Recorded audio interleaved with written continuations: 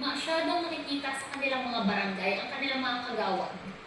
At ang kasagutan po natin dyan, dahil po ang totoong duties and function ng isang miyembro ng sangguniang barangay ay ang mag-isip at magpasa ng ordinansa at umattend ng session 2 beses po sa isang buwan. Lahat po ng nakasaad sa Book 3 ng Local Government Code regarding duties and functions, gaya ng submit suggestions or assist in cooperatives, ay magagawa lahat sa pamamagitan ng pag-uusap sa sesyon.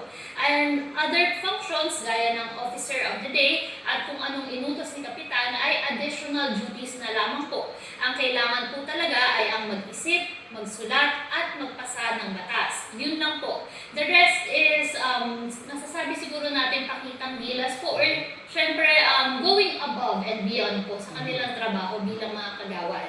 At karagdagang impormasyon po mga kabarangay, ang kagawad po actually ang highest paid sa barangay. Binabayaran po siya ng honorarium para umattend lang ng 2 beses na sesyon kada buwan.